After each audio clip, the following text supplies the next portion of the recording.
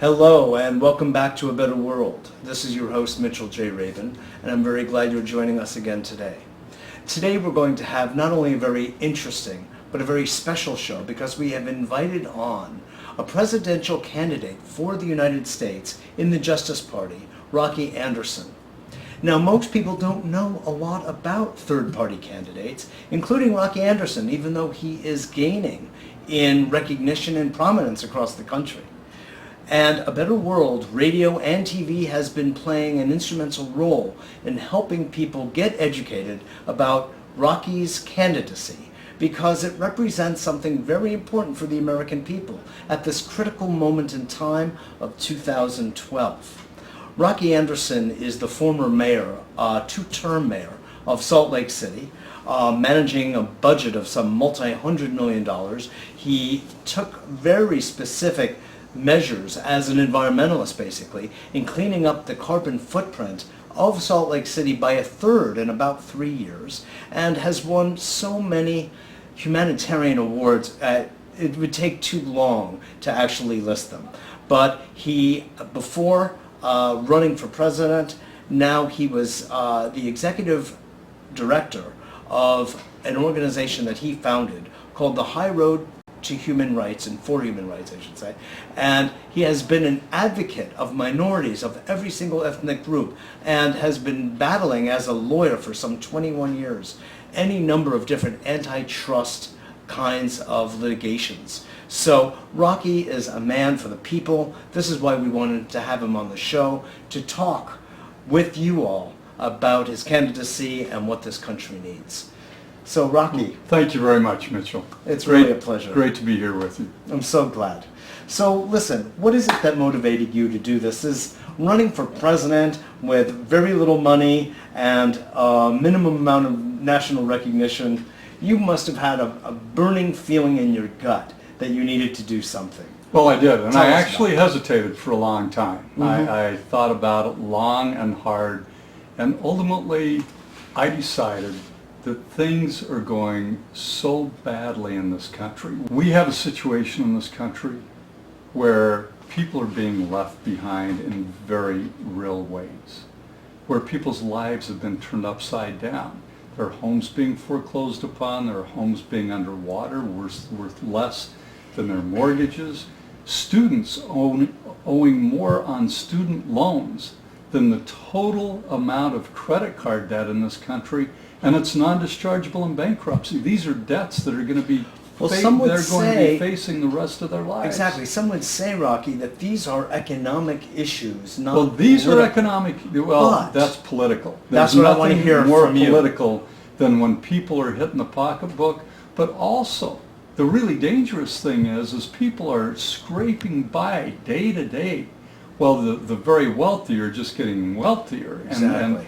And the ratio of CEO compensation over is working beyond men and anything women that is getting, has it's ever been unprecedented, seen, actually. absolutely Right. unprecedented. Exactly. So we have this, What do you the propose? greatest disparity in wealth and income than at In any time. time since the 20s, but we also at the same time have this creeping totalitarianism, an imperial presidency, the executive branch under the Bush and Obama administrations, where they have taken on these abusive powers, truly the powers of tyrants, saying that they have the power to indefinitely detain people, to incarcerate them, basically kidnap them, put them away without charges, trial, legal assistance, or the right of habeas corpus. We have a president who's making the decision as to who's going to be killed in a number of different nations: Yemen, Pakistan, Afghanistan, Somalia. So my question by these to you, unmanned drones. I totally understand and appreciate your points, and it is harrowing for anybody who knows about, has really looked at the Patriot Act or the Military Commission Act or the National Defense Authorization Act. All of those things really all of as them subversive and have un-American as any eviscerated legislation. our Constitution. So what I want to know is, and what our audience wants to know, Rocky, is what do you propose to turn this situation around? Both the political situation with the executive privileges of the office that have been given or taken, And what would you do about the foreclosure and all of the economic woes we're facing? We need leadership in the White House by somebody who will say, I'm not here to ratchet up the imperial powers of the president. I'm here to set it straight in terms of the separation of powers. I would make it clear, and I'd make sure that Congress made it abundantly clear, unlike what they did with the War Powers Resolution. But under the War Powers Clause of the Constitution, the sole prerogative of deciding whether we're going to make war against another nation is for Congress. It's not for the president. There's no greater power that can be abused, and it's been abused time after time. As Congress has sat back and allowed it, the courts won't determine these cases when they're brought before them, saying they're just political questions. Why isn't the Justice Department playing a more judicial role than it is? Because you have an Attorney General. You have two kinds of attorneys general. You have those who stand for the rule of law and will apply the law and let the chips fall as they may. Well, people like Elliot Richardson, who stood up to President Nixon. And then you have people like Attorney General Eric Holder, who just does whatever the President of the United States wants him to do. Well, Ashcroft, but certainly now that the President had the opportunity to say, we're going to apply the rule of law. Nobody's above the law. If there were laws broken in terms of illegal surveillance of American citizens, in torturing people on Wall Street, this massive financial fraud, then people are going to have to answer for it, just like they do any other crimes. But what do you have to say? This president says, we're just going to look forward and not Eric look Holder backwards. just does his bidding. As President of the United States, Yes. I would say there is no one who is above the law, and if the law has been broken, people will be held to account. This is such a breath of fresh air, I can't tell you, because this is not something that's been spoken of for the longest time. Look at what the Bush-Cheney administration got away with. Look at what Clinton got away with. It's not a question of Democrat or Republican. Both are guilty of similar kinds of war crimes and the like. So I completely agree with you. It would be so wonderful to have a president with a spine. But let me ask you this. Well, and a sense of the rule of law, a sense of where that That's president's right. place is Exactly. in our constitutional Instead of a scheme. two-tiered system as we have now. Right. But look, we have some sense that something happens when people get into that Oval Office, Rocky, that the powers that be, economic powers, must come in some way and say, look, gentlemen, let's have a conversation. This is what we will be able to do. It doesn't and this have to be that way. We can't ever just resign ourselves to the fact that, oh, it's always this way and the money's always going to have its way. I mean, we are living in a plutocracy where money calls the shots in Washington, in both Congress It's a wholly and the corrupt White system. House. But we don't have to resign ourselves to that. If we, the American people, insist on better, we'll get better. The American people had so much better under Franklin Delano Roosevelt. Yes. He took on the moneyed interests. Teddy Roosevelt took on the moneyed interests. And we have seen those moments when Congress rose to the occasion. I mean, the Sherman Antitrust Act. You know, we had people representing the American people to economic power who saw it as their role to represent the public interest, to be in there fighting for us. And now they're not doing that because they want to hold on to power. And the American people are letting it happen. And this is what I was going to say earlier. Well, things are economically so difficult and people are working 2 and 3 jobs to make ends meet and trying to pay off their mortgages and student loans and all the rest, and so insecure about what are they going to face in retirement, or what are they going to face if there's a serious illness and we don't have a decent health care program in this country. So they're not paying attention to things like indefinite detention or the targeting of U.S. citizens for assassination. or foreign policy issues. Well, the drone attacks or the war decisions being made by the president rather than Congress. And yet all of that goes to the absolute core of what and who we are as a nation. And everything about our lives could be seriously and negatively impacted if we don't turn this all around. You're right. We are being negatively impacted right now. Hence the Occupy movement and things like that that have come to the foreground. What do you say, Rocky, to people who say, I understand and I appreciate everything that you're saying. However, in this case, we have an Obama and we have a Paul Ryan Romney. And the differences between them are rather severe when it comes to women, when it comes to rights, when it comes to economics, when it comes to the evisceration of Medicare, on and on and on across the board. When it comes to the Not tax across cuts, the board. Not across the board. there are significant differences. There are significant differences. What do you say? There are always going to be some differences. But Right. to vote for the Republican or the Democrat with the excuse that, well, we can't go in a different direction because that means the lesser of two evils isn't going to get elected. If we say that Yes. in every election, we're just reaffirming the status quo, essentially.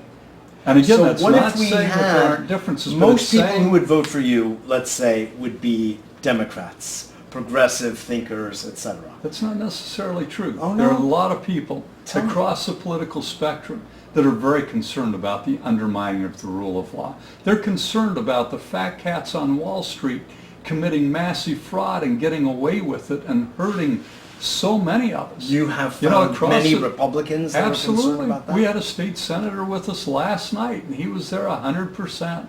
And he said, you know... A Republican state we- senator from Connecticut? From Connecticut.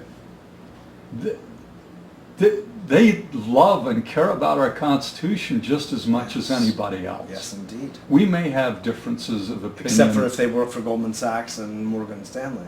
But they don't. That's the point. They're getting taken advantage of. Their lives Yes. are being negatively impacted just like everybody else. Their kids are taking out loans in order to afford to go to school and then having that debt hanging over their heads the rest of their lives. So you are finding that there is some what's called Republican support for your candidacy? Absolutely. This is a broad-based movement, and that's how it's got to be Yes. if we're going to see these changes. Now, we've got to also be able to agree that we're not going to be purists. We're not going to agree 100% on all of the issues. Sure. But if we want to see the corrupting influence of money out of politics, we've got to come together and demand. Would you be in favor of the reinstatement of the Glass-Steagall Act, for Absolutely. instance? And Glass-Steagall was Depression-era legislation that FDR. prohibited the common ownership of commercial banks, investment banks, and insurance companies. President Clinton, kowtowing to the Wall Street folks, signed off on the repeal of Glass-Steagall. Larry Summers' recommendation. No good reason for it. On Larry Summers' recommendation, so who does President Obama bring in as his main economic advisor? Larry Summers. Summers. So don't tell me that there are these major differences, because President Obama has been, you may think he's the lesser of two evils. I would say that he is the more effective of the two evils because he puts a nice face to it, and when he does it, the Democrats shut up about it, and they allow things that if a Republican were doing these things, they would be out in the streets. They'd be demonstrating. There would be congressional hearings and subpoenas. They would be doing everything they could to stop the human and civil rights abuses, and also the caving surveillance in, abuses. the caving in to Wall Street. Mm-hmm. I mean, why do we still have banks that are too large to fail? It's not just And people not like one me. prosecution. Not people. Not one. It's not just people like me that are calling for breaking up the banks that are too big to right. fail. The Dallas branch of the Federal Reserve called for it, and if we don't do it, we're getting set up for yet another disaster with the government bailing out the banks with the excuse that if we don't, we're going to be facing a major depression again. Now, we can take these protective measures. Reinstate Glass-Steagall, break up the banks that are too large to fail, impose You're the good at that. I regulations. mean, when you were being an antitrust lawyer, weren't you involved in helping to break up large companies or Well, challenging them in suit? I actually came in after these thrifts failed, and it turned out the insurance fund that everybody had been promised was there to protect their money was inadequate, and my clients were losing their lifetime savings. So I pursued a securities theory, and I was successful. It was a seminal securities case, and we Excellent. were able to prevail in that case. And it was an important case around the country for these people to realize they don't just get to take everybody's money, go out and risk it, Right. lose it. If there's not adequate insurance, just say, well, gee, that's really too bad, leaving everybody else holding the bag. And that's the kind of litigation that I handled. And when I'd walk in the courtroom with these people, people who had suffered from abuses of corporate power, people who had suffered from governmental abuses of power, I handled a lot of civil rights litigation in my time. It was so beautiful to see these people where there was such an imbalance of power outside the courtroom.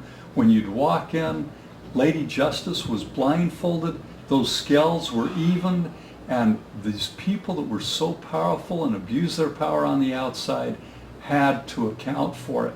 And now you can understand why I am so outraged I do. at the fact that we have a President of the United States and an Attorney General and a Congress that seem to be okay with all of this, who say that there are these rich and powerful people that have violated the law, they've committed federal felonies, that we're going to say, oh, never mind, we're just going to look forward and forget about I it. agree. I understand. What would you do, though, on the level of Supreme Court? Because you've seen justice work in your own state through your own work as a lawyer. What about something as egregious as Citizens United?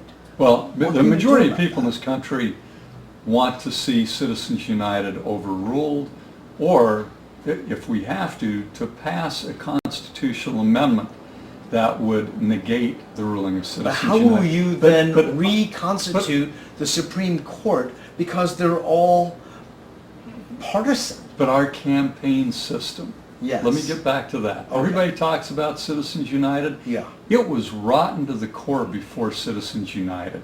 We still had a government This that is was so. bought and paid for. That's true. So we can't, now that we've got everybody's Put everything attention, there, right. now that everybody's attention is focused on this issue, we've got to solve the entire problem and not just the overruling of Citizens United. We need to have strict limits on campaign contributions, get corporate money out of the system entirely, and make certain that these folks aren't beholden to those who bought their way into office the way they are now. Exactly. And that's the way it's actually been, unfortunately, traditionally in this country, going back to the era of the Carnegies and the Mellons and the Pullmans and... But we've like had that. statespeople in Yes, Congress and we even have. statesmen in the White House. That's right. People who represented, who fought for the public interest. Talking And about the public interest. they're not there now. I know. You're a good doctor. I like this. So we're making progress here. What would you do about foreclosures? I think there needs to be a moratorium on foreclosures. You know, the Fed gave money, is still giving money at zero interest to all these big banks that caused this problem in the Banks, first private place. businesses, They- Harley Davidson. they could I mean, provide- who ever heard of such a thing? They could provide the same 0% or very low interest money for those who have suffered as a result. And if people are underwater on their mortgages and they're making good faith efforts to get them paid off, they need the help. And the government ought to be providing that help. The same with student loans.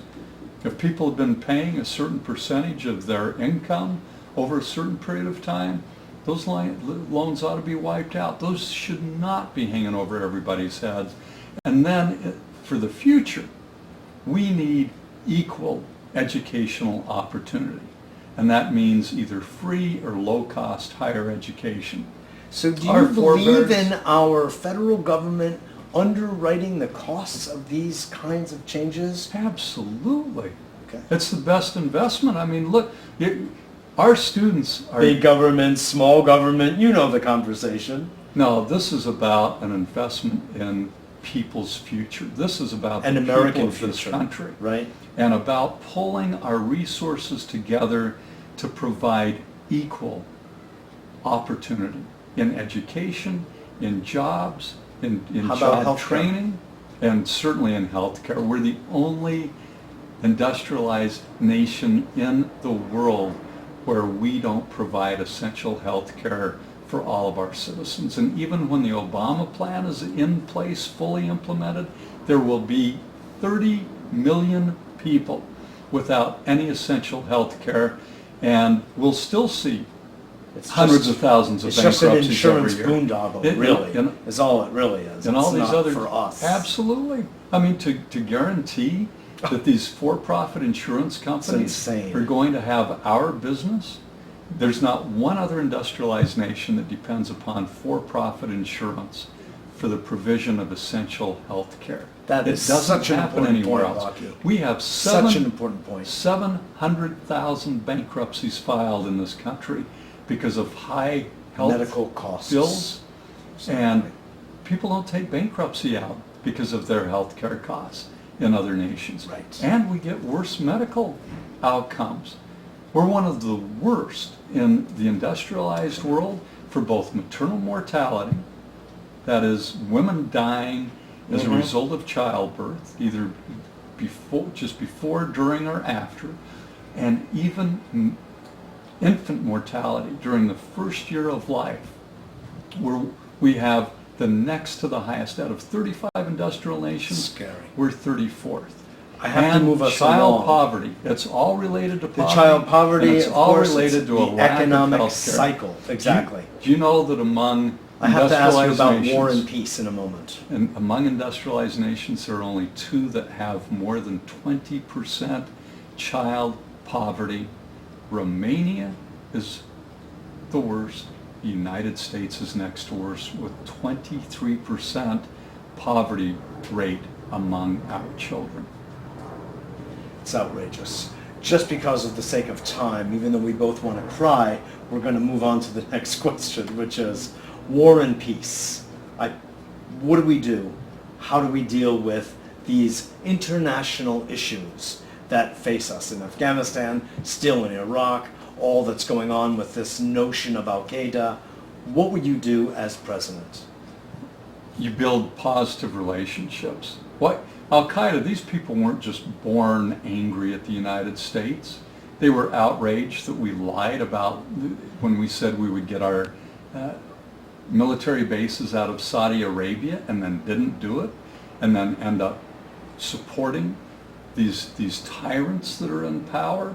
And then, of course, they were infuriated that during the sanctions against Iraq, 500,000 children, Iraqi children, died because of those sanctions. And what did Madeleine Albright say about it? Madeleine Albright was asked, was it worth the cost? And she said it was worth the cost. 16 minutes. Afterwards, it was because nationally televised. Because of the national outrage, she later retracted that statement. But that was a window into their thinking. It's worth 500,000 children's deaths to have imposed those sanctions. That's why we're so hated. And now we're going over with unmanned drones in all these other nations. We haven't declared war against these nations, and yet so you're for diplomacy, you're for understanding human relationships, building decent relationships nationally and internationally. Look what's happening with Iran. I mean, we're lining up behind Israel and the saber rattling and talking about bombing Iran. Why aren't we recognizing how this will impact the Iranian people? Remembering that there were hundreds of thousands of Iranians out during candlelight vigils in sympathy for the victims of the 9/11 attacks. The Iranian people are beautiful, wonderful people. Totally.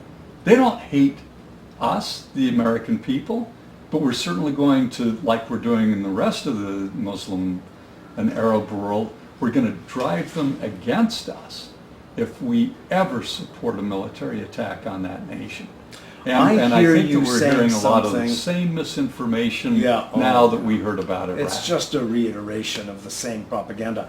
You know, at base, what I hear you saying, Rocky, is that a foreign policy and a domestic policy needs to be dealt with a level of trust, intelligence, and moving away from a fear-based society.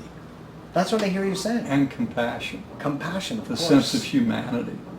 You know, That's your trademark. I think, Yeah, you know, exactly. the Iranian people, the Iraqi people, they respond to kindness like anybody else. And people are going to say, I mean, Henry Kissinger would say, oh, that's naive. Look what he brought to this nation. The Vietnam War, the secret bombing of Cambodia, Pinochet. these are truly international criminals. True. And the day of the American empire building has got to come to an end. We can't go around imposing our will. I mean, the Iranian government and the hostility toward the United States, where did that start? It started with the United States, CIA, overthrowing the democratically elected Mossadegh government in Iran. 1952. And then we ran right up to Guatemala the next year and did the same thing to the democratically elected Arbenz government in Guatemala. And then imposed a tragic military government. We know the human rights So if violations. somebody were to, because we're just about out of time, what would you like to say to our audience, the American people, in your last I would say we need to take things in a very different direction. The Democratic and Republican parties now are part of this duopoly. They want to, among themselves, monopolize political power. They don't want alternatives there. They both kowtow to Wall Street. They're bought and paid for. They feed at the same trough of special interest money from the same wealthy interests. And at the same time, we're seeing a tremendous transformation of our republic, of our constitutional system. We need to make a major change in the public interest. And I would urge everyone, let your voice be heard for change and cast a ballot for an alternative to the Republican and Democratic parties. Rocky Anderson, I want to thank you so much for Thank being you, a guest Mitch. on our show. It's my pleasure. Thanks so much. Keep up the good work. I think it's fabulous what you're doing, and you know that we've been supportive of you from the beginning. You've been terrific. Thank you for helping us get out the word. Absolutely. This is Mitchell J. Rabin for A Better World. Thanks so much for joining us. Make sure you drop an email to me at mjr@abetterworld.net. Let me know your thoughts and comments about this. And go to Rocky's website, www.voterocky.org, as well as abetterworld.tv, where you can hear numerous interviews that I have conducted with Rocky, along in one case with Representative Dennis Kucinich and Ralph Nader, and Barbara Marks Hubbard. and learn more in context about what it is Rocky is bringing forward to us all. Thanks so much for joining us, and I look forward to seeing you all next week.